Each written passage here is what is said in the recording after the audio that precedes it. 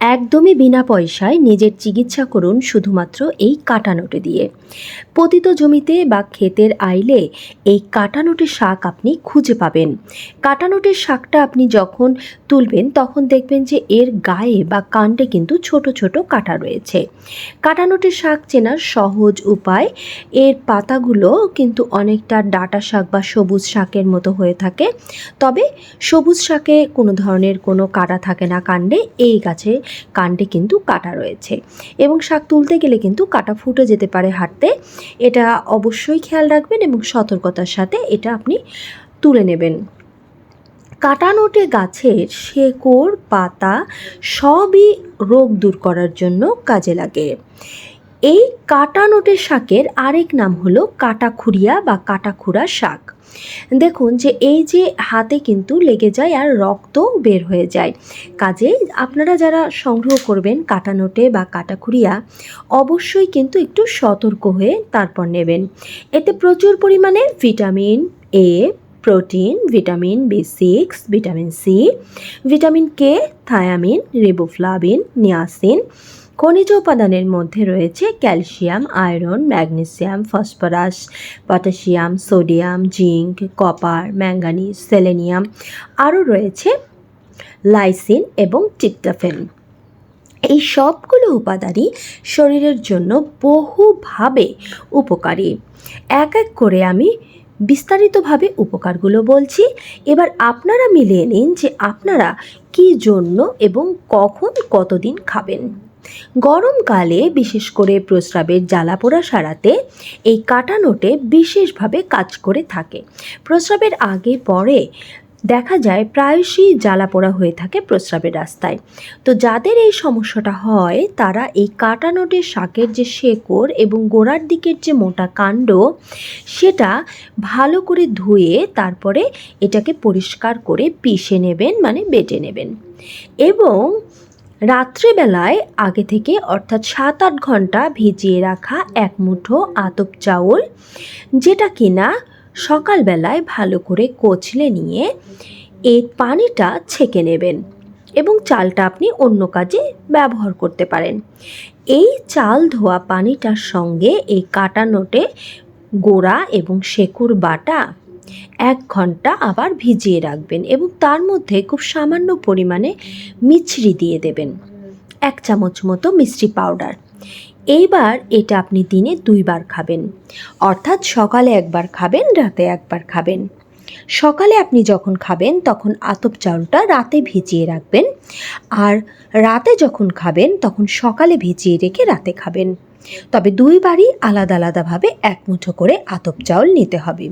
পোলাওয়ের আতপ চাউল অর্থাৎ চিকনটা না নিলেও হবে, মোটা আতপও নিতে পারেন। তবে খেয়াল রাখবেন যখন আপনি আতপ চাউলটা ভেজাবেন তখন কিন্তু একবার ধুয়ে সেটা ফেলে দেবেন, তারপর খাবারের পানি দিয়ে সেটা ভালো করে ভিজিয়ে ঢেকে রাখবেন এবং যখন পানিটা সংগ্রহ করবেন হাত দিয়ে ভালো করে কচলে এই চালের সমস্ত যে নির্যাস সেটা পানির মধ্যে নিংড়ে নিয়ে তারপর এটা ছেঁকে নেবেন। এটা ভীষণ ভালো কাজ করে প্রস্রাবের জ্বালাপোড়া যেমন সারাতে তেমনি শরীর ঠান্ডা করতে খুব ভালো কাজ করে থাকে। যদি কোনো মানুষ এই কাটাখুরিয়া গাছের মূল এবং গোলমরিচ একত্রে ভালো করে বেটে কপালে প্রলেপ দেন তাহলে মাথা ধরা, আধকপালির ব্যথা অর্থাৎ কপালের এক ধারে যে ব্যথাটা হয়ে থাকে সেটা কিন্তু খুব দ্রুত ভালো হয়ে যায়। গায়ে যদি গুটি ওঠে, হ্যাঁ সেই গুটি বলতে কিন্তু বসন্ত গুটি বোঝানো হয়েছে, তাহলে কিন্তু এই কাটা নোটে গাছের শেকড় ভালো করে ঘষে, পানি ছাড়া শুধু ঘষে রসটা বের করে আক্রান্ত স্থানে 2 থেকে 3 বার প্রলেপ দিলে কিন্তু খুব ভালো রেজাল্ট পাবেন। যেসব মেয়েরা সদ্য মা হয়েছেন তারা অবশ্যই এই কাটা নোটে খাবেন, বা যারা গর্ভাবস্থায় আছেন তারাও খাবেন। এতে করে কোনো ধরনের কোনো অপ্রত্যাশিত ঘটনা অর্থাৎ কোনো ধরনের অকাল প্রসব হওয়ার সম্ভাবনা থাকে না এবং প্রসবকালীন পর যে পেটের সমস্যা, কনস্টিপেশন, শারীরিক দুর্বলতা, বুকে দুধ কমে যাওয়া ইত্যাদি সমস্যা একদম একদম থাকবে না। শাক রান্না করে খেতে পারেন, আবার শিকড় এটা বেটে এর রসও খেতে পারেন। যদি কোনো মানুষের দেখা যায় পেটের রোগ প্রচণ্ড পরিমাণে হচ্ছে, তাহলে তিনি 3 থেকে 4 গ্রাম কাটাখুরিয়া বা কাটানোটের মূল আর 1 গ্রাম নেবেন রসাঞ্জন। এই দুটিকে রোজ একবার করে খেলে পেটের যন্ত্রণা অবশ্যই ভালো হবে। অনেক নারী আছেন যাদের ঋতুস্রাব খুবই অনিয়মিত হয়, তারা কি করবেন, এই কাটানোটি দিয়েই কিন্তু এই সমস্যা সলভ করতে পারবেন এবং খুব সহজে। গোলমরিচ নিয়ে নেবেন 4 থেকে 5টি, রসুন নিয়ে নেবেন 2টি, রসুনের 2 কোয়া, মাত্র 2টি কোয়া, এবং কাটানোটের 2 থেকে 3টি শেকড়। এই সবগুলোকে কোনো ধরনের কোনো পানি ছাড়া শুধুমাত্র ধুয়ে এটা পিষে রসটা নিয়ে নেবেন। শুধু ঘষে বা পিষে রস বের করতে হবে। এই রকম রস 4 চামচ লাগবে। সকালবেলায় খাবারের আগে একবার খাবেন, তাহলেই দেখবেন টানা 3 দিন খেলেই আপনার এই অনিয়মিত মাসিকের সমস্যা একদম দূর হয়ে রেগুলারিটি চলে এসেছে। এবার শুনো যে কাটানোটের শাক বা এই পাতা যারা রস করে দিনে 2 বার করে খাবেন, হাফ কাপ করে বা 30 ml করে যদি খান, তাহলে রক্তপিত্ত সারবে। রক্তপিত্ত কি, নাক মুখ দিয়ে যাদের রক্ত আসে, এই রক্তপিত্তের সমস্যা কিন্তু ভালো হবে।